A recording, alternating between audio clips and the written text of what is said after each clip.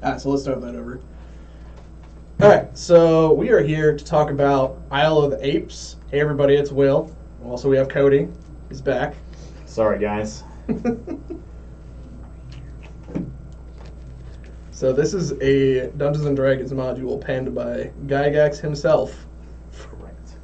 for the express written purpose of knocking players down a notch. That's right. This was actually the last module that Gygax wrote for TSR. Are you serious? Yep.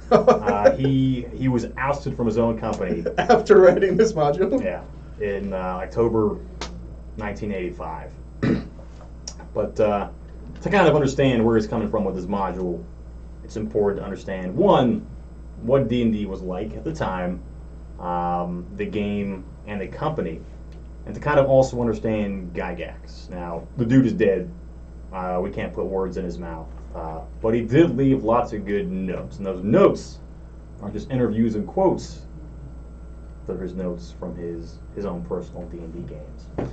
So, Gary didn't originally write this for the public to prove any points or to show them, like, look, you guys don't know jack about running D&D. Here's a module to beat your ass into the dirt.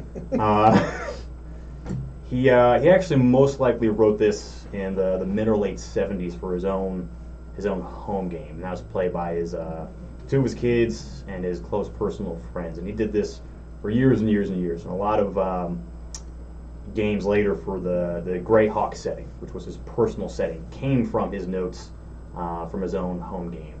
But they were not the very first things to pop up into D&D as settings. So back to 1985, the world of D&D was a lot different. It had really started to enjoy a lot of commercial success. And what this meant in the early 80s was that you had licensing out the wazoo. Now the big leader for this at the time was Star Wars. Star Wars brand was humongous.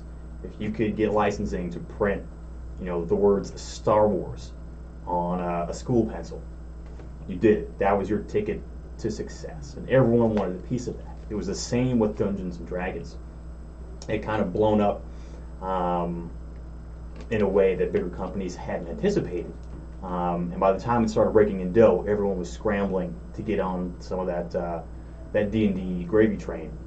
So you had things like D&D school supplies. You had beach towel. You had like the old 80s viewer thing that you clicked. You had those. You also had a movement from the company kind of away from the roots of 1970s D&D, which, it featured the actual words, demons, devils. A lot of the art was a little bit racy or violent and often depicted people going downwards, delving into dungeons. And the company felt, well, this kind of gives a bad aura to D&D. We want to hit the younger market. That's where all the money is. They decided on this instead? They didn't. This is a move by Gygax. Okay. And we'll get to that. So the company got more and more child-friendly. I do just want to establish, before we get too far into this, for the people who are just looking at this and being like, what the fuck? There's some questionable stuff in this module. Vis-a-vis, savages on an island who worship a giant gorilla. That is the thing that Gygax wrote, and, we're not saying that that's a good thing. We're not, and I don't think TSR really believed it was a great thing at the time, but they were in a pinch by like 1985. They were so expanded and so far spread out with all the merchandising that they weren't doing a good job keeping loyalty with their normal player base. It was one thing to sell all these doodads on the side or whatever, but you still needed a player base. And when the company shifted to more kid-friendly stuff, you lost a lot of your players from the 70s who wanted, grungy dungeon delves where survival, was the big part of the game. And storytelling and roleplay just kind of backed that up. It was there, but it wasn't the biggest thing. So the year before this came out, a module came out that single-handedly saved Dungeons & Dragons. I don't care if you love it, I don't care if you hate it. Dragonlance single-handedly saved Dungeons & Dragons and saved the hobby. It was their first multimedia tie-in. They had novels, and had the modules. And for the first time, you could play as fictional characters that you knew from books in D&D. This brought in all kinds of new blood. But this ran kind of contrary to the culture of D&D up till now, particularly with modules that Gary had written and played originally in the early, mid, and late 70s. That's so wild, because, like, as far as I understand it, the genesis of RPGs in the first place was some nerds reading a book and being like, yeah, I want to go to there. Yeah, they did. I want to be that guy. Yes, they did. And they did it kind of in the broadest terms, because Gary and his cohorts at the time were coming right off of wargaming, where the idea of playing a particular person was new. But they still kind of approached it very... they were gamists first and foremost. They wanted to win. They wanted to survive. It was enough to tell them, look, this is a castle. There's monsters in it. They're guarding a bunch of loot. You need to get in there. You need to kill everything in your path, take the loot, and get out. It wasn't until later that we had this idea that an adventuring party is the Avengers. And you're all do-gooders. You're on the same page. You're trying to do stuff. Or something. Or something. Yeah. In Gary's world of D&D, that he was watching change before his very eyes under this company that eventually ousted him, that's what happened. You could no longer just be a weird mixed party where like half of you are lawful evil, the other half are like neutral, chaotic good. It didn't quite matter as much when all you were doing was delving.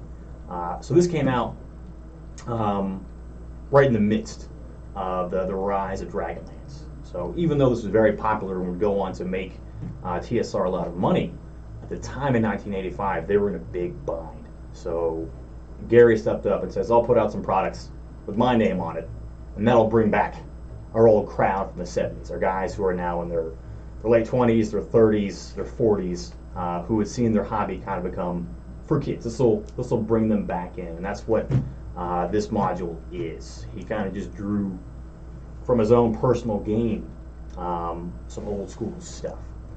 Now, I first heard about this module maybe 2 years ago. I was looking for the Jungles of Chult, an unrelated module from the mid-90s by James Lowery, and it's a survival jungle dungeon crawl. And that's more or less what this is.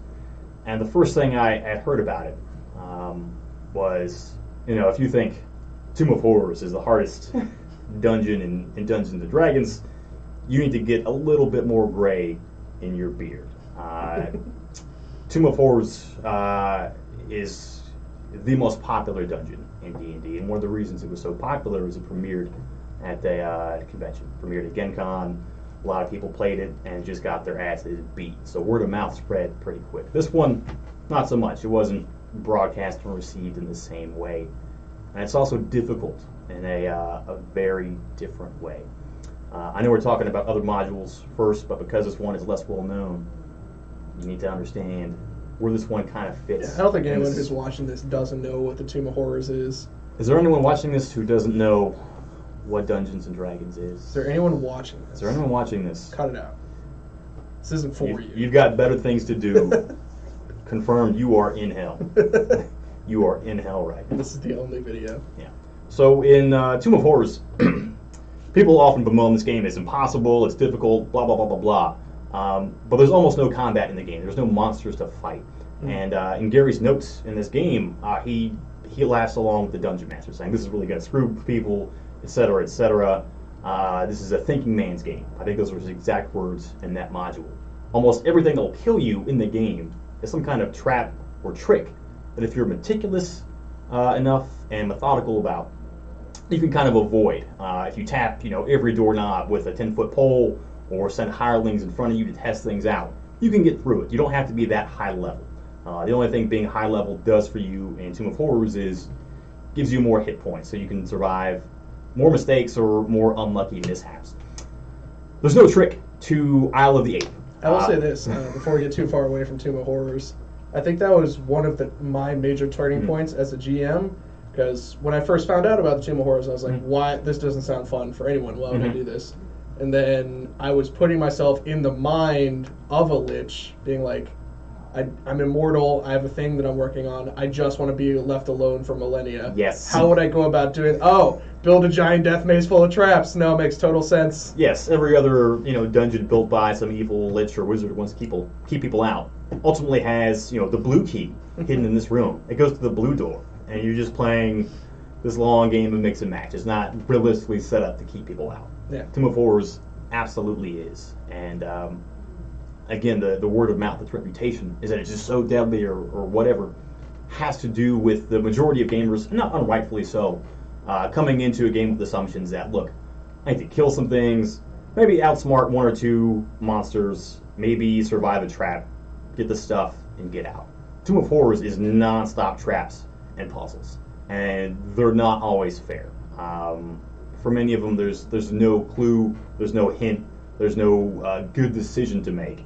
You just gotta bite a bullet and press a door open or go through a portal that your buddies just walk through and see what happens. Your buddies will go through. Your DM won't say anything about them. We'll see. Well, do you go through too?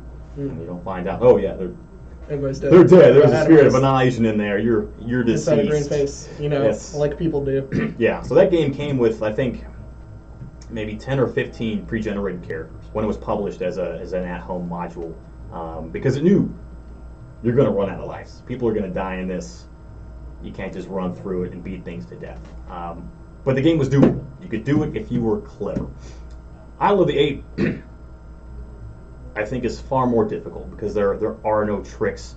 There's no clever thing that you can do to get you out of the hazards. This game is a non-stop beatdown. At the time this was published, this was the highest level module there was. It was recommended for levels 18 through 20. I think the highest in 1985 was maybe 14 or 15. So that drew a lot of attention immediately from people who were like, oh, this is something different. This is something special. Yeah, you had a lot of players who were interested.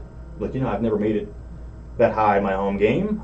This comes with a couple of pre-generated characters. Let's play it. Let's see what high-level play is all about. It's really like. Yeah, but instead of being able to taste all the high-level bonuses that you get in Advanced D&D in First Edition, you had percentage bonuses to experience, for example, based on your ability scores.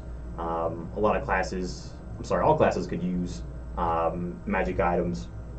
And the higher you got in level, you could recruit people to work for you. It was a different game. People had a different idea about the end goal of D&D at the time. Ideally, you wanted to own an estate, have people work for you, all this kind of just real big world-building stuff. We're actually coming back around on that. Like the cutting edge of like OSR and other storytelling games is like kingdom building, yes, but narrative style. Yes. Yes, and that's absolutely what Gary and his friends were doing in their home games in his setting of Greyhawk. He has a legendary group of characters that got to level 20 and then just owned estates and decided to pool the resources and work together. They're called the Circle of Eight, and they get mentioned in this. So there are a couple cool things about this module that will give us insight for the first time into what the Greyhawk setting is really like. Two, really give us insight into Gary Gygax's mindset at this point in time in 1985, where he decides to publish this to the public about how he feels, about his role with not just Dungeons and Dragons itself, the game, but as his role with the community. He was very, very active in the wargaming community for a long time, and a lot of his self-image and his personality had to do with his reception and the public's perception of him with D&D. So we had kind of seen his property begin to slip away. And in a last-ditch effort in '85, he bumped out a couple of products that had his name on this. So this is an example of him going to the well. So let's open this bad boy up and start looking at some of the goodies that we've got in here. Here's a big old monster stat sheet. Yeah, also, I wanted to say, since we're opening the book and it's on the first couple pages, you were telling me about this module, and you told me that Gygax made it to just punish people unrelentingly. Yes. for thinking that they, because they had high-level characters, that they were a badass. Yes. I thought that you found that out through hearsay, or that was just common OSR knowledge. He says that in this module. It's written, like, that's the first couple pages. It's just like, so I wrote this to beat down player characters. Yeah, let me read this for us. I know this is too hard for you guys to see on the net. He says here towards this bottom of his introduction, too many players are marching around claiming that they have characters able to handle anything. Now is the time to let them demonstrate the mettle of these invincible characters they have. So, I give the module to you, the players. Yes, he encourages you to be unsympathetic to your players in this. He says if you're playing... I mean, when does he not do that, though? Yeah, I mean, that's how he was, and it goes back to his personality as a gamer, and that really bleeds through. He's seeing a culture shift in the game, and he's seeing a lot of, I guess, arrogance at the time. And we still have this today in gaming. Everyone has played with an incorrigible min-maxer. In whatever game it is, and they'll brag about, I broke the game, I did this, or my guy's unstoppable. If X happens, I've got Y and Z. I was actually thinking about this on the drive over. Can you imagine in an era before the internet how brutal it must have been? You're like, I gotta talk about my paladin. I'm gonna drop to Gen Con and tell Gygax about it. Yes, this is why D&D was a subculture for a long time, because you would run into strangers and you want to talk about your paladin, and they wouldn't have the frame of reference to not know you weren't crazy. You're just stoked about D&D. No. Yeah, thanks Matt Mercer for laying that cultural touchstone. Yes, thank you, you wiener. So in his forward here at the beginning, Gygax does mention that this is from his home game that he originally started in '72. He goes on to note, he says, it is worth noting, none of these bold adventurers, this is referring to his friends and his kids, ever completed this quest. So he's publishing this knowing no one has completed this. They've turned back. The game is just too brutal that they're like, you know what? This is not worth it. I'm just picturing the therapist of Gygax's son who's talking about the module he couldn't complete that his dad made. Yes. But real quick before we get into the cool nuts and bolts of the module, let's give you a rundown of how this thing works. So this is an overland map. Yeah, this is just for the just for the DM. Just for the DM. You'll have this, and it has like little numbers marked on there. And these are called keyed encounters. And what this means is if the party walks into this hex or within a couple miles of it, it'll trigger a certain event. And on Isle of the Ape, as you might imagine, there's some gigantic apes. There are 6 in total. They're humongous. Yeah, that blew my mind, dude. They are meant to just absorb damage, ignore magic. They can leap like 60 feet. So, if you find one, you're not going to outrun it. Yep. You just have to survive it. Can you show him the picture of the giant ape? Yes. I'm going to show this guy to like the very back. Oh, man. So this is Unga. Unga is standing over a copse of 30-foot trees. Yes, he's like the alpha ape. The 5 other apes on the island are all females. They kind of all have their own territory. You better believe there are dinosaurs. It's a T-Rex that comes out at one point. Yes. There's like a handful of dinosaurs in this that can just, there you go. Erupt and come at you. And Gygax is quick to note early on that if your party, wimps out of the island and tries to find, some other island to finish the quest, it's infested with... They're all like this. Yeah, they're all like this. It's a demiplane also. Yes, that's it like is. a god's dream or something. Mm-hmm. And the entire demiplane is just that. Yes. Like there's no Mediterranean that you can go to. There's no escape, and we'll get to that here real quick. This is very fascinating. This is the 6th page of the module, and this is a massive block of text. I've never seen this much text. For the fiction of the story from Gary. He was typically pretty concise with what he wanted to say. He just set you up. Even Tomb of Horrors, it was pretty concise. Look, there's this island and there's some stuff in there. Go find a lich. It's mysterious. Goodbye and good luck. You arrive in boats. The end. And you're on to the most famous module of all time. But this one, he takes not just this full page here of text, but then this next one. It's almost also entirely full up. And this is all the fiction of the story and the setup.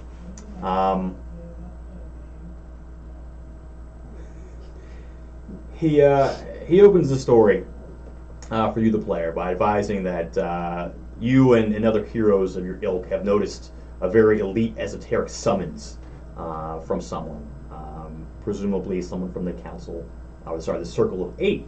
And you follow these clues, and you get to this tower, and lo and behold, you find Tensor. He's a member of the Circle of Eight. That Tensor? That Tensor. Floating disc The Tensor? floating disc Tensor, Is he yes. on a floating disc? All the... no. Damn. The disc just does not come up He doesn't at all. need to It ends up resort not to being that? probative. No, he's on friendly terms, presumably, with you, the players, who figured out that he was trying to summon the best of the best of the best, sir, to come do this mission for him. Tensor, like another character in here that comes up, is just Ernest. It's an anagram of Ernest. His name is Ernest Gary Gygax. A couple of the things that he did in his career with his own game that were just very goofy anagrams of his name and other people's names that came up. But that's who that was. Tensor was a character of Gary Gygax's. You reached level 20, got an estate, teamed up with some other level 20 characters that he made, and they went to town. So Tensor, summons you all to his tower, and he tells you this amazing story. There's some demons that will soon be invading, and they're under the leadership of the Great Witch, Igwilv. Igwilv is actually also Tasha of Tasha's Hideous Laughter. And there's this MacGuffin. It's called the Crook of Rao.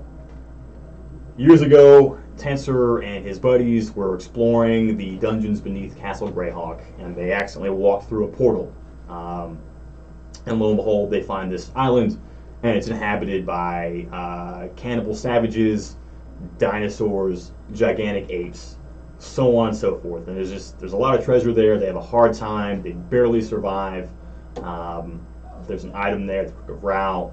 They don't get it.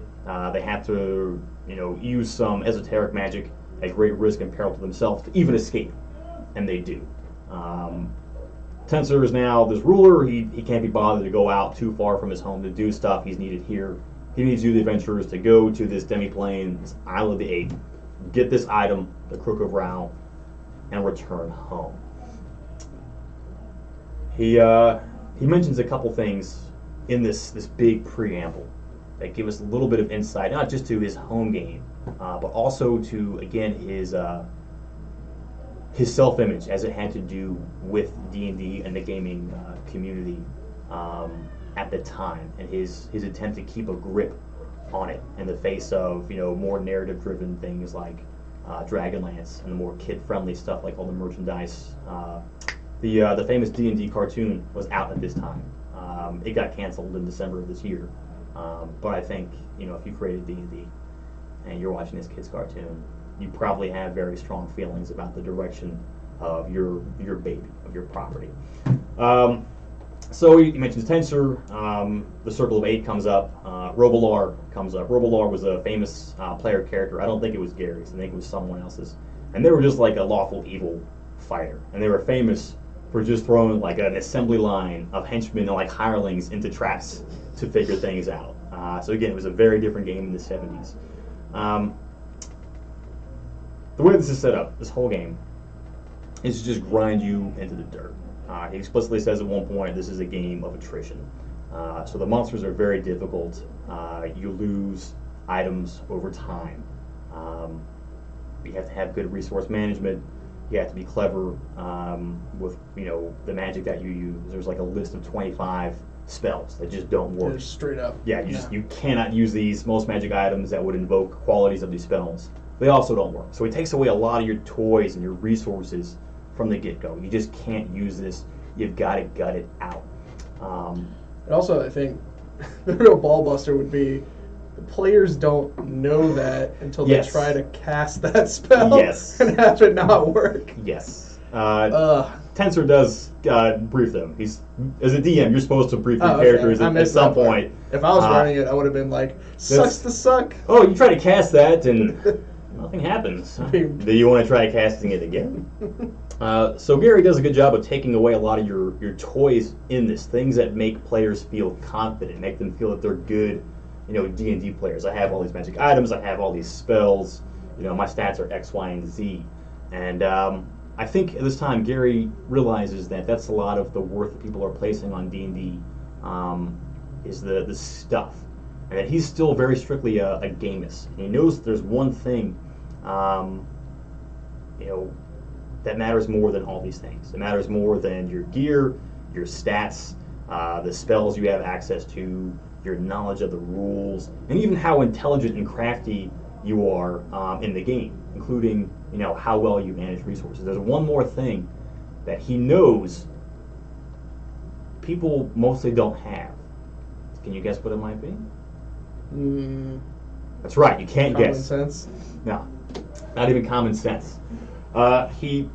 This is not like his last will and testament, by the way. He's not like sending this out to say, all right, everyone, this is my last message to you all. This is how D&D should be. I want you to do this. He didn't know he was going to get shit canned, after this module came out. So this is not his secret Da Vinci Code that we need to solve to figure out what Gary want of his players. What was his real legacy? He has plenty of commentary after this about the game and how he hates it and hates all people, etc., etc. No. Oh, man. Gary Gygax was a massive risk taker. He used to work for an insurance company. And, he had to see or really mitigate, loss with the company, with finances in mind. And he had to write policies and kind of help, look at a situation or look at a person or an athlete, for example, and decide, what's the risk, what's the payout for this guy. So in his early professional life, he was doing a lot of this. It was boring to him. He was quoted in 2008 with an interview with Wired Magazine saying he was not popular at the home office. This isn't clear if he meant an insurance company or like his home office when he began publishing D&D. He said he wasn't popular because he wasn't chicken. He's a risk taker and he just has gut instincts. So this game is often, called impossible, too brutal, whatever. It's just there to punish you. It's certainly there to punish a certain type of player, and that's a player who thinks that if they're really clever, they have all the good gear, all the good magic, they know the rules, that they can beat and endure anything. You can't. There comes a point when those things are gonna, run out. And Gary does a good job at the beginning of this module of setting that up, of saying, as DM, you're the guy. You can take away all this stuff, and you can put your players in a very, very difficult situation, where ultimately all their know-how, all their cool stuff, is not going to save them. The only chance they have is to gut something out and take an insane risk. Now his home group that played, they give up. They turned back. They didn't think they could do it. It doesn't mean the game is impossible. It just means you have to be willing to take a massive risk. Roll those bones. Exactly. Roll those dice. Exactly. That's the whole essence of the game. Is you're rolling the dice. You're taking a massive chance. Most of what we do when we build characters and plan with each other, including it's a quick aside story that I just remembered. I was playing a game with Tom. He was not pleased with the story. So we were playing a Star Wars game, and I was playing like Han Solo, but with no morals, just like a con man. And I ended up in charge of a starship because that's what I do. And the engineer was explaining to me, he was like, so there's a 50-50 chance the engine will kill us all if we try and jump. I was like, oh, so you mean there's a 100% chance that we can jump to wherever we want? And he's like, that's not what I said. I was like, that's how I'm interpreting it. Though, because Tom's choices are kill us and end the campaign, or let us go where we want. That's gaming the DM right there. Tom was like, you think I won't do it? Hey, you can call that bluff, man. I think Gary would do it. I can't remember if I said it in the game. I don't think that's what Gary meant, but yeah, I can't remember if it came up in the game that we just played last Friday, but I have had occasion to say this to players that I'm DMing and my fellow players when I'm in a game with them. They're contemplating doing something very, very risky, something that might even just have a dubious benefit. I always remind them the ghost of Gygax is watching you. If they go ahead and take the risk, I'll say the ghost of Gygax smiles upon you. For this very reason, he was very dicey, very gutsy dude. The worst thing that happens to you in D&D is if you lose your gamble, your character dies. That's it. You don't die in real life. And for a lot of people, this is the first type of experience where you could do dumb shit and not have to suffer the full consequences for it. Video games were just starting to kind of get into emulating role-playing games. They were nowhere near what we have now. But it's the same as, traditional artists before computers. They took less risks because they couldn't just hit Control-Z or undo a line they didn't like. They had to be a lot more precise and more patient with their own work. D&D allowed you to just open wide up. And I think Gary felt strongly about it. He knew, yeah, it's okay to take a dumb risk. As long as you're not killing the rest of your party inadvertently when you do this, people really shouldn't be that mad at you. You just roll another character. I've been there. Yeah. Now, of course, you don't want to lose a character you've hung on for a long time, and if you built a character up to play this game to level 18, you've been playing for a little while. It's a tough loss, but again, it's just a game. He hints at this a couple times, and whether he meant to do this consciously, I don't think he's preaching to us, telling us to take risks in this, but he mentions risks a couple times in his preamble and doesn't really chastise it. He mentions the way Tensor and his party originally found the Isle of the Ape. He says, we risked too much and ill came of it. It moves on. He doesn't say, I regret it, it was bad, it was dumb, etc., etc. He goes on then to explain, we got out of the situation by also making a gamble. He says, such magics are rare and risky, but we knew not else, so we invoked its powers. He's saying it's 100% totally okay to take a massive gamble, especially when you don't know what else to do. It doesn't mean quit or give up or turn back. You still have that last recourse. Doesn't matter how much stuff you're out of, how low you are in HP. If there's a chance you can survive this encounter, sure, go for it. The deity that controls this demiplane in the lore of the game was originally a mayor of the city of Greyhawk. He becomes one of the most powerful mages of all time, and eventually becomes a deity himself. The deity's name is Zagig. That's Z-A-G-Y-G. Oh, yeah, I remember reading about him. I got confused with Igglewave. Yep. The mortal he supposedly, originally was, his full name was Zagig Irrig-Erndi. This is an anagram for Ernest Gary Gygax. This is him. So Gary, in a way, is saying, in his own campaign, he's saying this is my world, and I'm giving you my ultimate test as a gamer. You think you have characters who can survive anything. Well, guess what? Your character is just that. They're a character. Ultimately, there's something you have to do as a player of this game to get them to surpass the limits of their stats. You've got to take risks. When we build characters, why do we build them the way we do?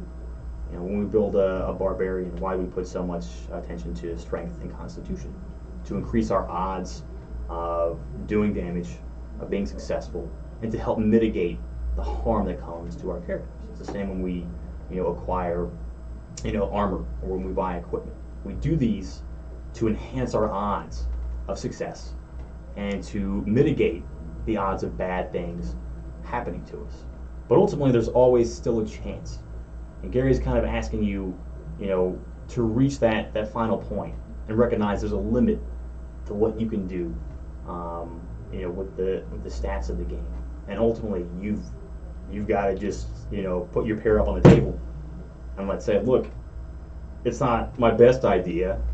It's not my favorite thing to do, but let's try to do this. That's what I try to explain to people a lot of the time about why RPGs are so compelling for so many people. Because up to that point, and I know the point you're talking about there. I've been there. I've pushed other people there.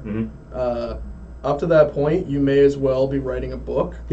Until you get to that dice roll. And then it's not a book anymore. Exactly. You're more real. You're just an engineer at that point in time of that character's stats and the circumstance. You're controlling as much of it as you can. And a computer can do that. even at the time, 1985, computers could do this. They could min-max, monsters and player characters at your at-home PC. They could do that. But the thing that makes us different than computers is we'll take dumbass risks. We're humans. We'll do things that are not, good for us. Especially here in America, we love fast food. We love driving fast. It's the spice of life, and that's what you can actually get out of Dungeons and Dragons if you're willing to go beyond looking at the game as an exercise in, building a character and mitigating risk. If you open yourself up to risk, that's when you start having a whole lot of fun. So Gary's the god of this whole realm. You mentioned it briefly in this. Never was he, Gary, the god of this realm, one to provide no escape from any trap he set for those full of hubris. So what he's saying is, this is definitely made to be hard, but it's not impossible. He's telling you, the player, and you as the DM, that this is going to test people, but it's not a no fun allowed beatdown, or the DM just gets to have a good laugh at your expense for willing to play D&D. He hopes to, beat some of your assumptions about the game out of you and bring you back to more of a gamist sense of gaming as opposed to, stat building and strictly narrative. Moving on. Turn some pages in this bad boy. Yeah. Yeah. Tensor dialogue still going, man. Yeah, this thing's still rolling. Although, my favorite thing about this entire dialogue is he talks for way too long. Yes. Like, that shit would not work on me. There are breaks in this, like, where he summons beverages made from, like, moonberries. And, reminds me of a story. I'm going to flash back into a different thing. But he ends it, he closes so hard. Like, it's the hardest close I've ever seen. By the way, this is all the stuff that I know for a fact is on the island. And then this italicized list right here, from here to here, is just magic items and gold. Yes, these are the things me and the previous party left. You can have them. We don't care about them. Like a con man. He's like, we wrote them off. It's fine. Go to the Island of the Eight. It'll be fine. Oh my god. Yes. So Gary, by way of Zagig, conceived of the island as a testing place for those who sought to ascend beyond the realm of mundane adventuring. And that doesn't just mean our fictional player characters, it means you, the player, as well. This is going to test you and encourage you to be tough and to gut things out. Because if you just try to beat things, conventionally through steel and magic and even through, clever novel ideas, it's just not going to be enough. The game is made to get you to the breaking point where you want to quit or you take an insane gamble. Yeah, so these are all the big keyed encounters. There's all kinds of ambushes. There's cannibals, dinosaurs, traps, normal size carnivorous apes. A fun thing about these apes that he outlines at the beginning of this module is that for the purposes of for spell attacks and attack bonuses, apes don't count as humanoids. So he further cripples your ability as a magic user or a fighter in this module. He's just giving you this very, very tough monster to deal with really just the trappings of apes more than anything else. They're not meant to directly simulate what fighting an ape would be like. That's up to the DM. That's as much fluff as you want to put in or take out. But for the mechanics of the game, he's saying no. I already know what savvy players are thinking. Oh, I get +3 attacks against humanoids. It's an Isle of Apes. I've broken the game. No, you haven't. You have not. Gary knew exactly what you were thinking going into this, and he just whittled it back down. This could be the Isle of Bats, for all he cares for his purposes. But no. King Kong, Isle of Skeletons. Yes, King Kong I think was popular at this time. I can't remember if there was a movie that came out in the earlier mid-70s about King Kong. I'm sorry to all you hardcore Kong aficionados out there who are watching this, just groaning. I'm posting this on r/Kong right away. If you want to send me hate mail, my name is William Spinks. No. Via but gamesadmin@gmail.com. yes, I have to edit that now. so it wasn't uncommon for early games to just lift right out of Pulp Fiction. Maybe Gary just happened to watch, King Kong before writing a game. I mean, that still happens now. We've Absolutely. had not one but two different games about kids in the 80s riding bicycles and solving weird mysteries. Like, we got Kids on Bikes and Tales from the Loop. Yeah, I mean, it's an adventure game where you use your imagination, and it's kind of wise to use what's already at the forefront of people's minds. When Pirates of the Caribbean came out, lots of pirate shit just blew up. All kinds of weird games. That's what people wanted to do. So yeah, I'm sure Gary watched King Kong at one point. Thought this would be a fun, exciting game to play. So Isle of the Ape was more or less Skull Island from King Kong. It's just an inhospitable hellhole of a primordial island where everything is trying to kill you. You can't reason with anyone. You just need to do your business and try to get out. And that's another big part of this game is you're just there to get an item and get the hell out. You're not here necessarily to even fight, the King Kong character. Terraform the island. Yeah, you're not trying to do any, bigger, more daring things than that. Start a dry cleaning business. Yes, you don't need to do this. You don't need to convert anyone to the ideals of your deities. You just need to get in. Crook of Rao. Crook of Rao. And GTFO. That's right. To stem the flow of demons coming your way back in Greyhawk. Here's some cool doodles of these dwellings. Here's a big old wall. I like that. That 1 point perspective? That's 2 point. It's nice. Oh no, I didn't go to art school. I decided not to go to art school. At the same time, I decided not to go to med school. I just decided I'm not going to go to these schools. Yeah.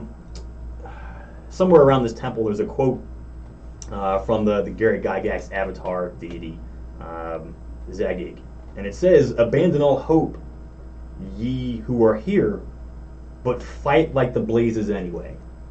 So I think that is really kind of encompassing of what it is he's trying to get across in this module. Now, certainly, he probably was not this instructive or didactic to his home game. He didn't need to be. He probably just had a notebook with personal notes. But again, keep in mind, this is geared towards an audience of gamers who have maybe never played a module like this before and already have a different idea about D&D less than 10 years ago from when it started. And Gary is trying to course correct and trying to show them it doesn't have to be what you think it is.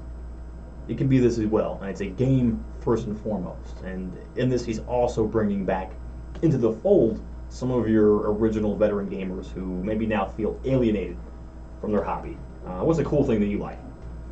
I don't like any cool things. All right, you love the band Linkin Park. Yeah, we'll just say true. that theoretically. You love Linkin Park. Guess what? Linkin Park is now a kid-friendly band. I know I'm not participating in it, but this sounds really cool. Yes, it's now just for kids, and it now has a reputation as being very kiddie. So the same guys? It's the same guys, same exact guys, the same properties, the same logos, the same material.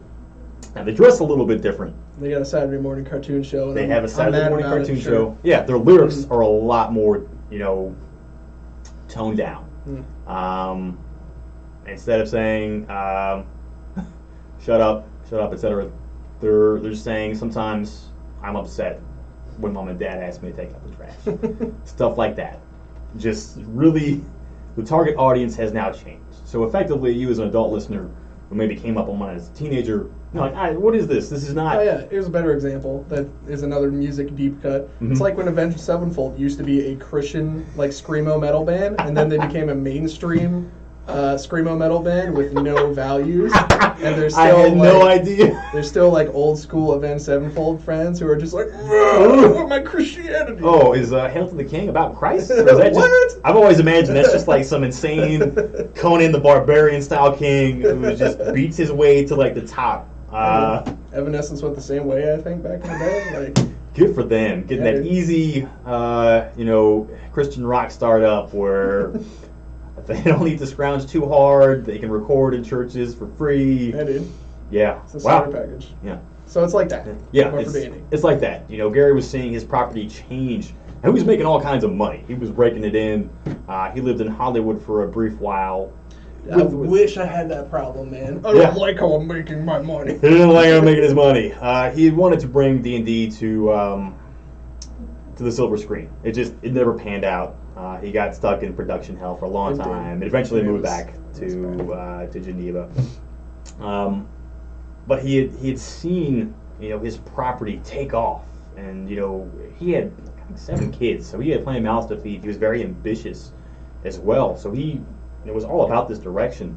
But at the time in '85, the company TSR was under the direction. I think her name was Lorraine Williams, and she. I think she used to run a newspaper business beforehand, and she was the wife of a friend of Gary's, and they brought her in to help manage things because she was business savvy. And the criticism she gets a lot is that, she just saw D&D as an opportunity to make money and didn't care about the property. Sure. Maybe she did. I don't know. She done hand-broed it. Yeah, there's no biographies about her. Real quick aside, just occurred to me. The one director they could tap to do a D&D movie where I would see it in theaters day one, Taika Waititi. I think he would do it justice because he would give you the flavor of the story, the narrative itself, but still allow for enough off-the-wall bullshit from the characters that it would emulate your players and their character dialogue. Yeah, and that's one of the hard parts about making a movie about D&D is it's a game of player choice and agency. How the hell do you make that into a movie or any kind of cohesive story? It just seems like it's a movie based on a DM who railroaded everyone through his stuff. Yeah. So you can retread those ancient jokes. Yes. Lord of the Rings was the worst D&D campaign ever. Yes. Swamped for a million years. Fought some orcs one time. Hey, Gary was not a fan of Lord of the Rings. He said it was boring. There wasn't enough action. There was almost no tombs that killed everyone. No, there's not enough tombs killing people. He was a bigger fan of Conan the Barbarian, 100%. Fafhrd the Northerner, and the Grey Mouser, and there's more action adventure stuff that was short and choppy. At the risk of getting too far away from Isle of the Apes, did I ever tell you about my Conan the Barbarian RPG? No, you did not. Okay, so are you familiar with an RPG called Everyone is John? Yes, I am. It's for those of you who are not familiar, it's a game where everyone plays as fragments of personalities of a man named John. They all have different goals and a pool of willpower points, and they battle for control over John. My game would be everyone is Conan. The beginning of the game, the Dungeon Master screams, "What is best in life?" And then that's what you're trying to do for the rest of the game. And the only twist is you can't actually fail at anything because you're Conan. It's just sometimes things don't go the way you expected, despite the fact that you still succeed at whatever you're trying to do. I think I would play that game. All right. Well, I think I would enjoy that very much. Check the YouTube stream later. Okay, Isle of the Ape. Yeah, so back to Gary Gygax's love of short, choppy action, Conan the Barbarian. Towards the beginning of the game when he's guiding the DMs how to run this game, how to be unsympathetic, and just give it to your players with both barrels. One of the things that I think is very fun that he advises to help keep your players in check when they want to use some kind of magic item to, back pocket their way out of a situation. He says if your characters have something like a bag of holding, and it's got all kinds of goodies in there, and they just want to be able to pull anything out to solve any problem, don't just let them do it, as a free action on their turn. He advises take a pillowcase and fill it full of assorted smallish items and shake that bad boy up. And if someone wants something out of the bag of holding, you say, all right, what do you want? What are you trying to get? Someone's like, well, I'm trying to get this silvered sword. You're like, all right, well, the red pen in here represents the silvered sword. You shake it up and you hand them the bag. Go. And while they're trying to get it, you have 6 seconds. Yeah, they're reaching in there or whatever, they're pouring it out. Whatever they're doing is happening in real time in the game. Yeah. They're being chased by cannibals, a dinosaur's trying to bite them, their buddy's getting ripped in half by apes, whatever. It was another fast, fun way that kind of uses a available prop to everyone to add that stress to combat. Again, he doesn't want everyone to sit around the table and really nitpick and think, an encounter with the monster for 4 hours and think, all right, what are the best practices for this? This was still before MMORPGs, so you didn't have tried and true methods where people would be like, all right, put the the tank out front, he'll absorb damage. Everyone in back just shoot arrows. You heal the tank repeatedly. You didn't quite have things like this, and they hadn't worked it out yet. They hadn't quite worked it out. And, worth noting is that at the time, your player characters, your classes were a lot less powerful than they are today. You don't have this this toolkit of cool things you can do. If you're a fighter, guess what you do? You fight. You swing weapons. You occasionally hold up a shield. You don't have rages. You don't have action surges. You don't have combat tricks. Nope. You don't have battle mastery dice, supremacy dice. Yeah, you don't have these things that you can do. At this point in time, player skill was really, really, really the guardian angel of the characters themselves. And it wasn't until like 3rd edition and 4th edition when they had to compete more with video games and where skill sets and cooldowns and stuff were more kind of, I guess, in the lexicon of gaming. Okay, so when you say player skill, I was going to let it go, but I'm not going to. When you say player skill, what do you mean? What I mean is, you're confronted with some kind of scenario. Maybe you walk into a room and there's a goblin and he's got, a kid at knife point and a treasure chest. And your mission is to save the prince and, save the treasure at the same time. We'll say the little kid is the prince. Now, you can hit this problem, straight up head on. And you'd be like, well, I just go attack the goblin or whatever, or I shoot an arrow at it. That's fine. That's one thing. That's the conventional way to do it. Player skill implies you don't just use the mechanics that you have in their most straightforward, conventional way. This could mean something as simple as you offer the goblin something, or you just close the door. You see the situation, you close it, you pretend not to care. You'll listen at the door to see what happens. Maybe you hear the kid drop to the floor as the goblin lets him go and contemplates a new strategy, at which point you bust into the door and do something. Maybe the goblin's now out in the open. That guy just closed the door? Yeah, exactly. I thought we were gonna... Yeah, there's nothing in the rules about that. That's player skill. And that's, your ability as a player, as a gamer, to think through the situation and not just use, the literal tools on your character's belt. If your only tool is a sword, every problem is a goblin throw. You just think, I gotta slash my way through this. If you're a wizard, you're always asking, what spell applies here? What can I do? Are you saying that player skill is your ability to circumvent the rules? No, it includes being able to use the rules, to their fullest. If you want to maximize the interpretation of a rule, sure, I would count that as player skill. But more than anything else, it's the ability to negotiate some kind of encounter. And sometimes the answer is just chop this thing in the head and be done with it. An example I gave in the game we played on Friday was if you want to search for traps, how do you do it? You can throw your buddy into the corridor and see what happens. Oh, was the evil fighter's name? Lerval? Roll the bar. Roll the bar? Roll the bar, yeah. Just roll the bar, throw a hireling in there. That's an option that you have, and there's no risk to you when you do this. Likewise, you could take, a wineskin and just pour it along the floor and see, does it go downhill somewhere? You could hold out a feather, the fletching on the back of an arrow, around walls and see, is there a subtle breeze, or there are cracks, something like that. Things that there are not specific rules for, but that you could absolutely 100% do at any time in the game to solve something and figure something out. That's player skill. That's something that you bring to the table. There's no book that's going to tell you, here are the best practices for getting around these traps. Here's how you deal with this, etc., etc. But the more combat-heavy games get, the more people rely strictly on almost by-the-book stuff. They'll read the monster manual and be like, oh, this thing's going to regenerate a hit point every turn, so we just got to light it on fire. Stuff like that. And that's great. That's, you've developed a solid tactic for something. But when you're hit with something that you have to adapt to, that's when player skill, manifests itself if you've never, tried anything before, or when you get to shine.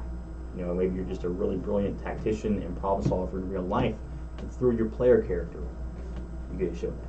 You get to show your discretion, your cunning, your guile, all these things. And combat also, if you're a good strategist, if you're a good fighter, you bring it to the table as well. One of the first dungeon masters I had was fresh out of the army, and you better believe, he was very meticulous about asking, how do you enter this room?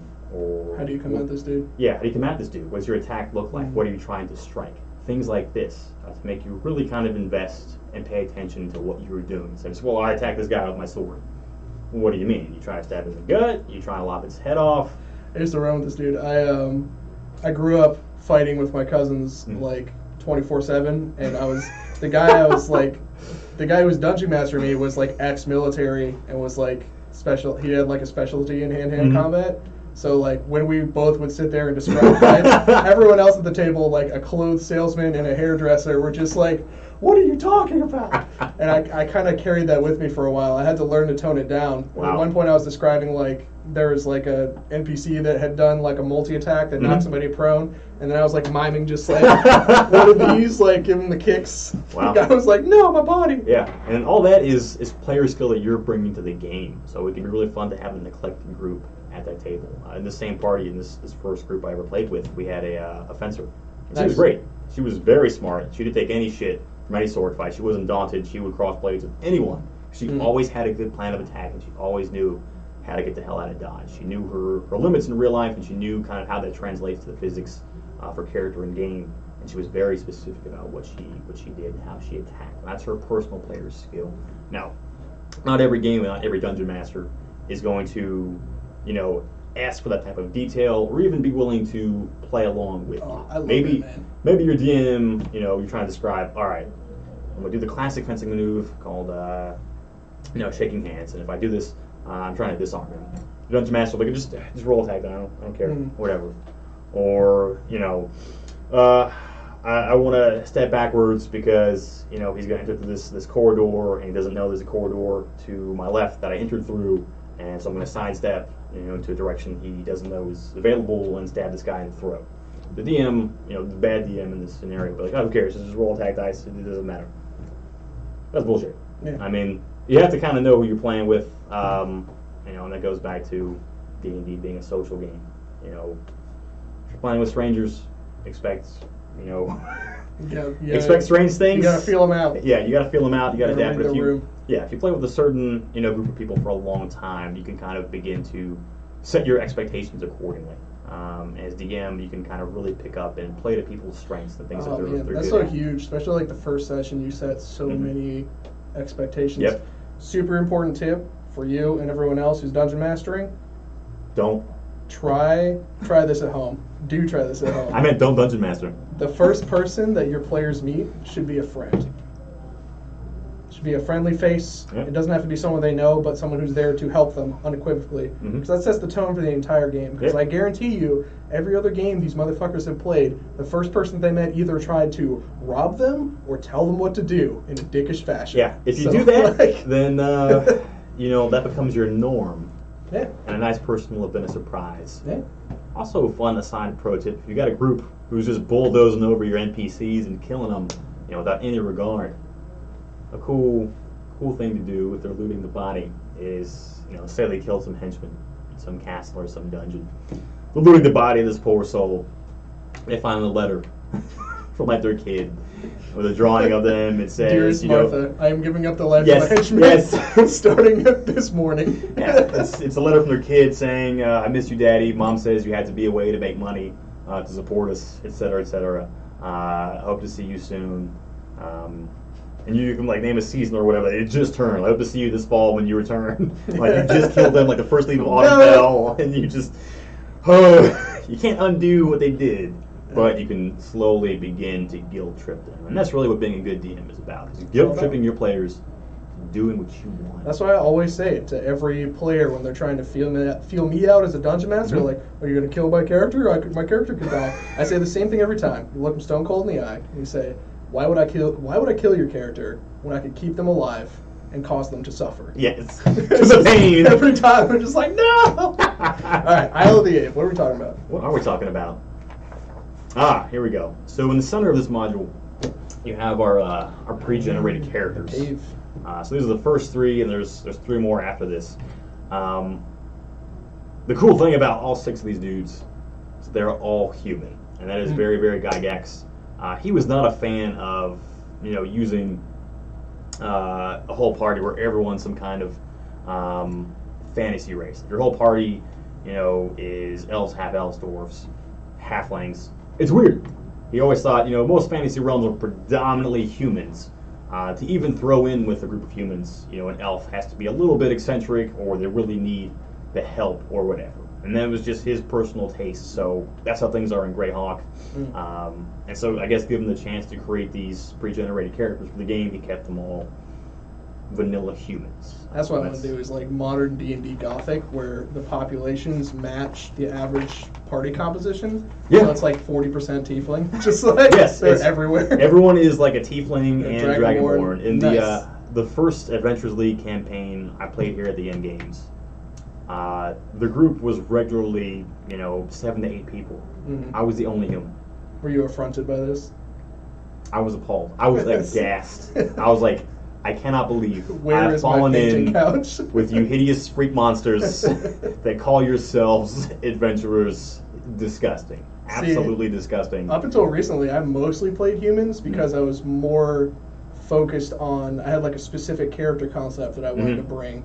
And I felt like being a fucking dragon man in addition to whatever I was trying to do was like, it's just like one more thing. And for a lot of people, they want to play these things because they want to be unique and stand out in some way, but tragically, half the players who do that, dragons are sweet. Dragons are sweet, but don't let that be like the only thing that makes your character a character. Don't have that just be a data point that you can point to. Like, I'm unique. I'm Dragonborn. I'm a dragon man. You and everyone else at the table right now is one of those. So I will. My counterpoint is follow your dreams. Yeah. Say whatever you feel like. Don't listen to this grognard.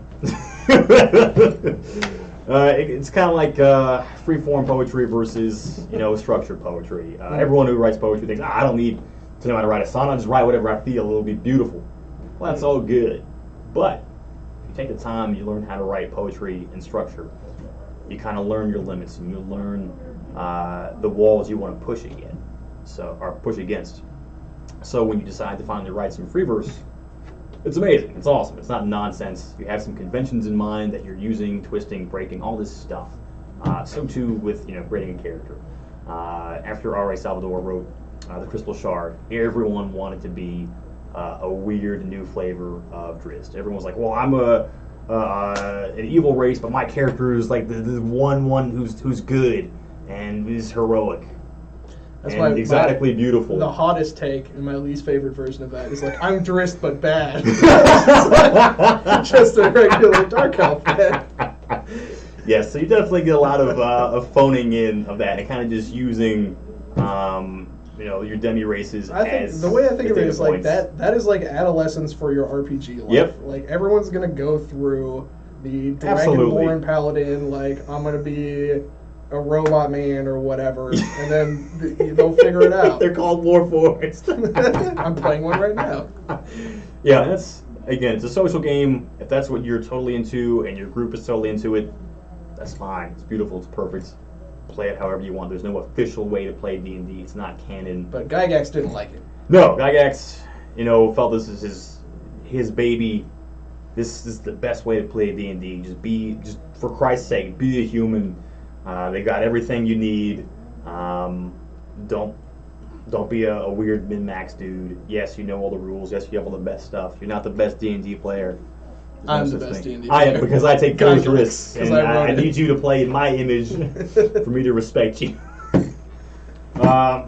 So a lot of the middle of the game is just kind of detailing the traps and the hazards and the encounters that you run into. And there's all kinds of... I remember there's if you see some stegosauruses, there's a 50% chance they'll run over and whack you with their tails. Yes. That's the thing that'll happen. All kinds of monsters, if you're in a certain proximity to them, there's a percentage chance they will...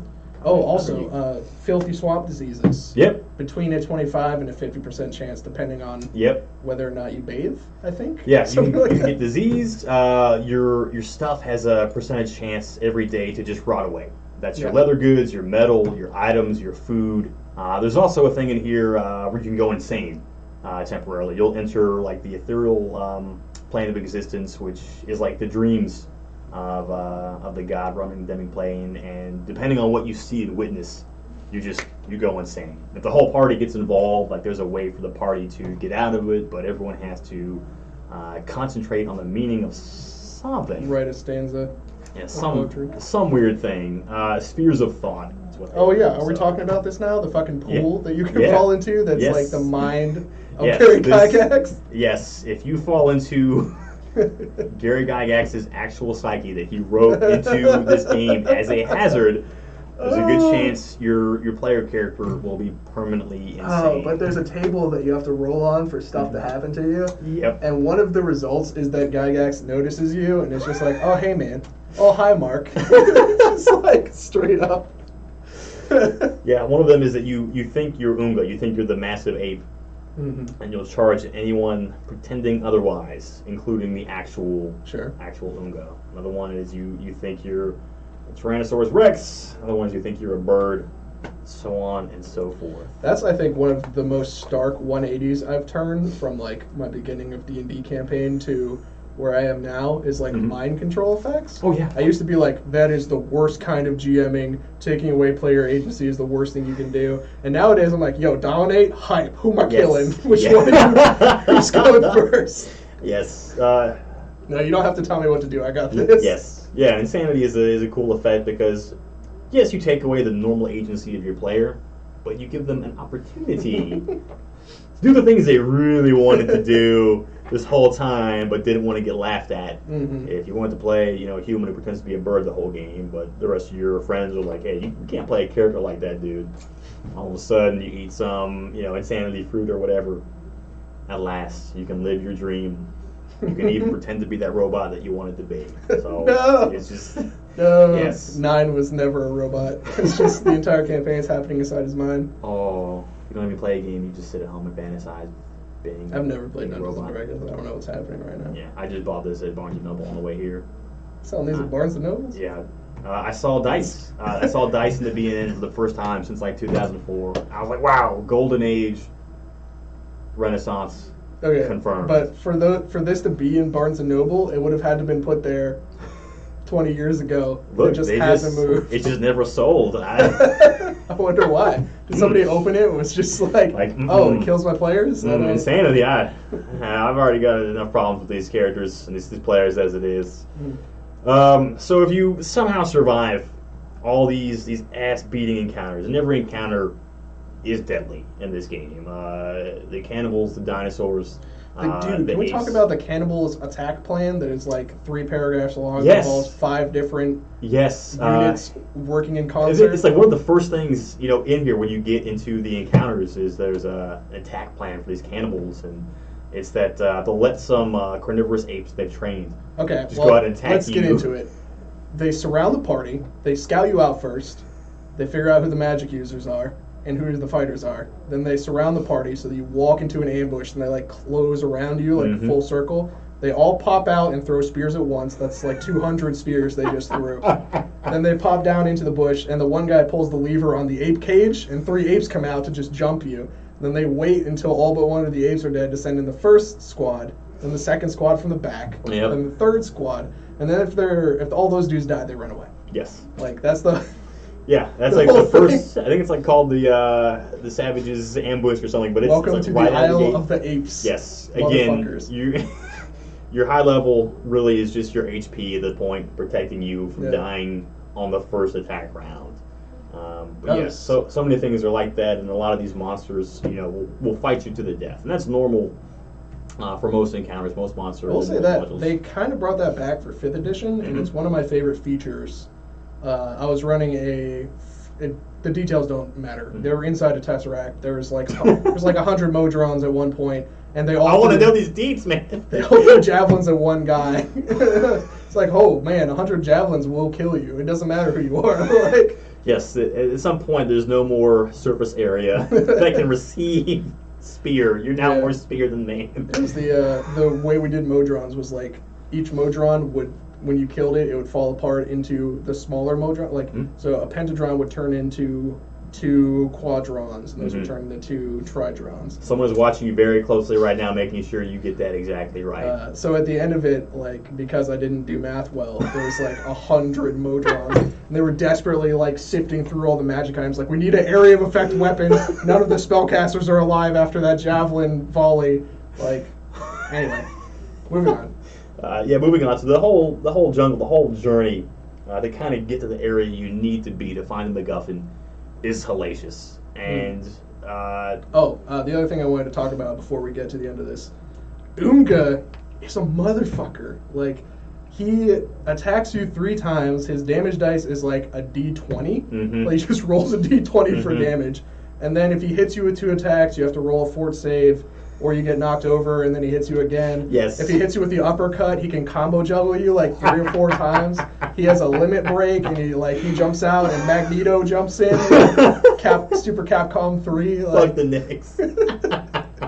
Yes. Gotta edit that video in. Yeah, a lot of the magic that you can use, like the limited magic you have, also mostly does not work on him. There's some explanatory paragraph about like his brains and nervous system are such that he cannot be charmed or something. Like for whatever reason, Gary, the exact same way in real life. Yeah, Gary felt the need to like add some scientific basis to why.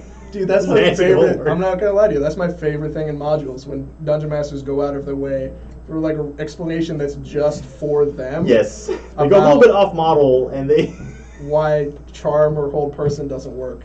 Yes, you see, Unga's brain and nervous system are immune. Well, to it makes me feel better that even Gygax has to do that. Yeah, like you can't just panache it like doesn't work. Yeah, it's magic. Don't do. Yeah, I wonder if that was the thing that maybe didn't come up with his home game. And someone was like, "Well, come on, Gary, you got to be able to charm this thing." And Gary was like, "Oh God, well, actually, buddy."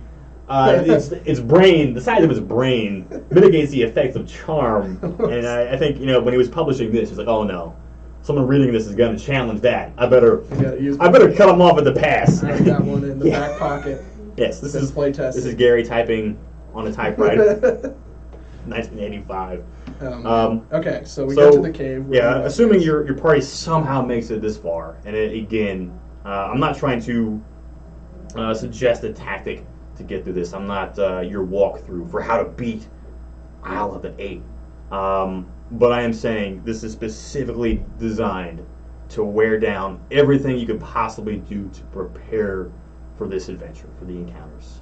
Your personal stats, your gear, your magic, your own personal tactics and cooperation with your group should have broken down at this point in the game, just getting to this MacGuffin. And really the only chance you have is to do something you normally wouldn't do. Is just keep pushing it beyond what's reasonable. Maybe your party has 1 weapon left. There's 6 of you. You only have like a sword. It's badly damaged. All your magic users, don't have any more spells, or their fingers are broken, or their tongues are cut. Whatever it is that prevents them at this point in the game from using magic, or they're half dead, and all you have is a sword. You have a very slim chance of defeating this gargantuan monster or this horde of cannibals, but it's still not impossible. I think that's what the spirit of gaming like Gygax is trying to get us to think like. They're like, well, it sucks and it's dumb. We're probably going to die, but we should at least try to do this. So assuming you did do that, assuming you got to the point where you realized, look, we just got to press forward and just keep doing things. There's no safe place to go here. The whole thing is inhospitable. Time is our enemy. This is a game of attrition.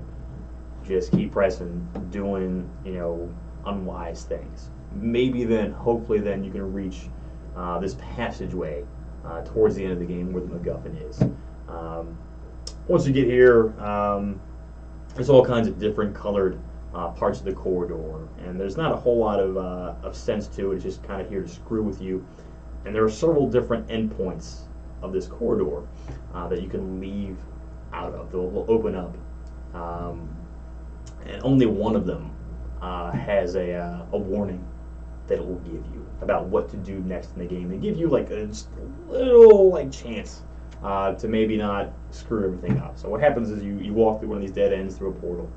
You end up in this humongous 6-sided crystal. There's these gems floating above you, and you have to reach out and grab one.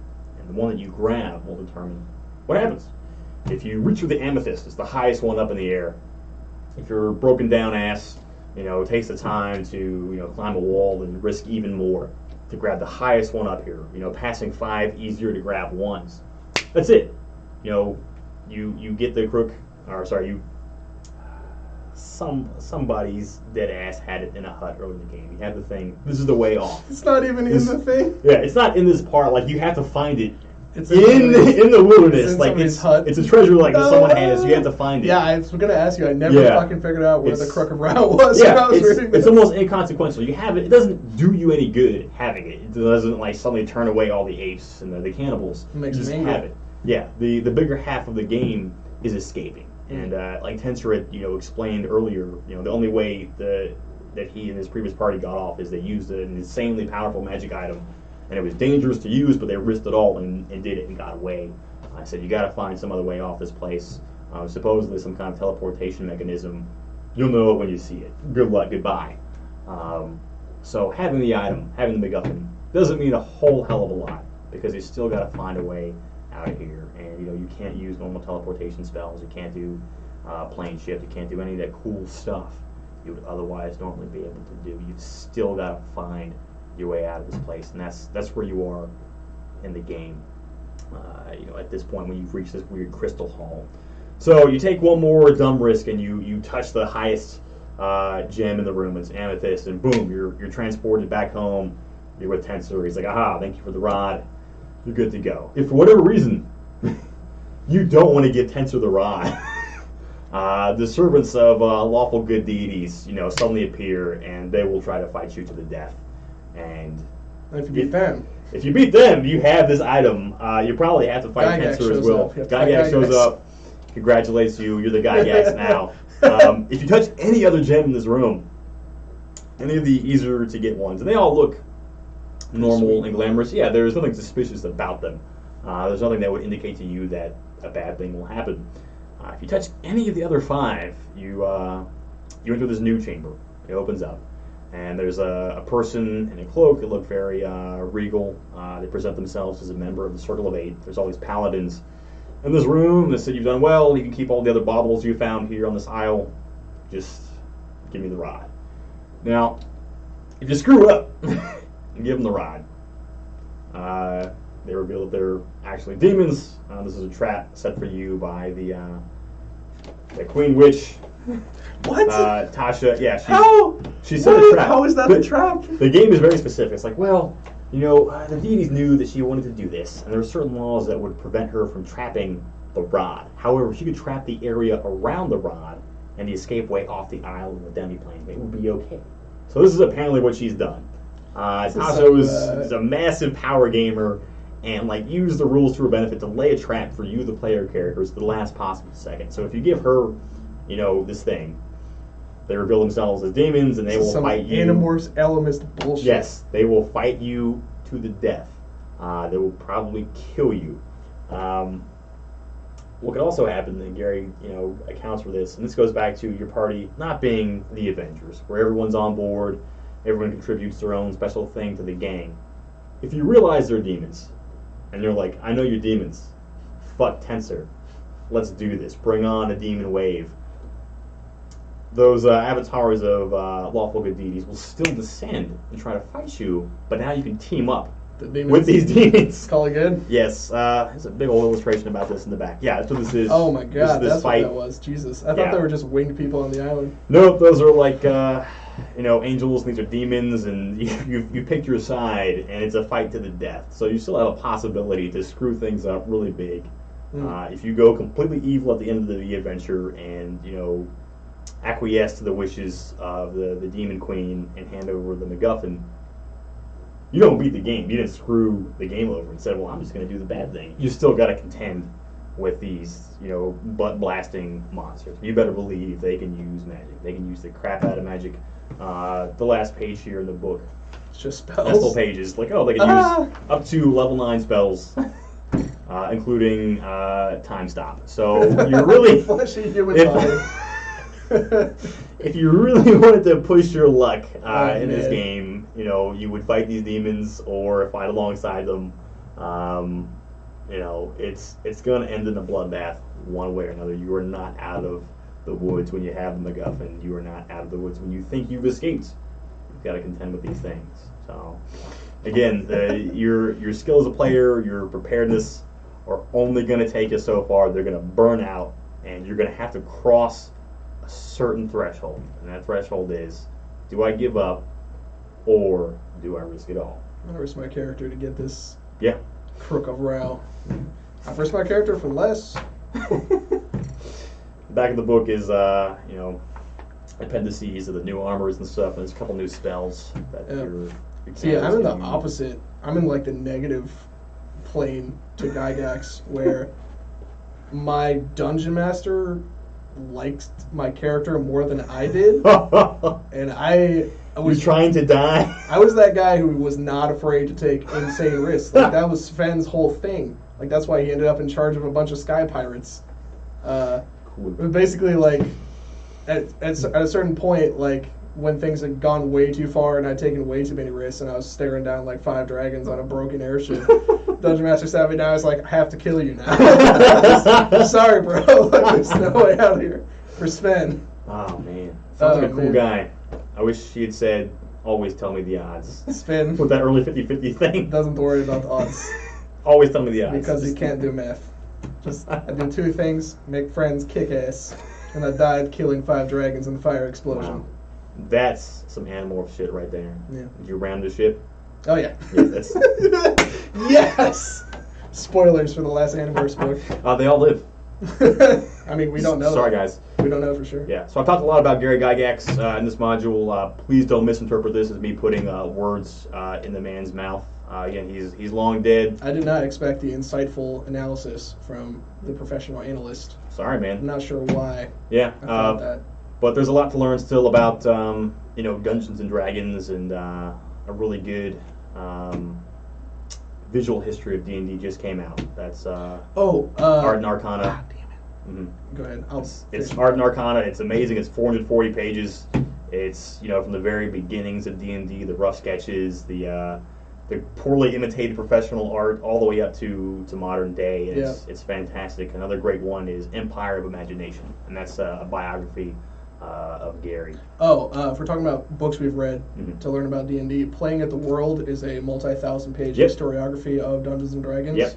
That is amazing. If you play D&D, you should read that book. Like it's heavily referenced in Empire of Imagination. Yeah. Absolutely. What was I going to say? One of the things we missed in the beginning of this book, one of the funniest fucking things about it was there's a list of like appropriate level characters. Like you need to be an 18th level paladin, 17th level rogue, and it says that bards can fuck right off. Like you can't even bring a bard to the Isle where of is Apes. that? Yes, not recommended. Assassins, bards, cavaliers, illusionists, and monks. No monks on the island, dude. You don't want to get in a fist fight with an ape. It just ends badly for everyone. Yes, Cavaliers had just premiered, I think, this year. Like they were new. So I'm sure you had some fans who were frothing at the mouth to bring a horse to a jungle to fight some giant gorillas. Yes, to replace that dragon with a gorilla and just run at it with the lance. I'd allow it. Old school. That's what we're gonna do. All Dragonborn Tiefling, Bards and Cavalier party. Isle of the Ape. Not even gonna make it off the beach. Good shit, dog. Alright, well that was Isle of the Ape. Thank you so much. We'll catch you next time.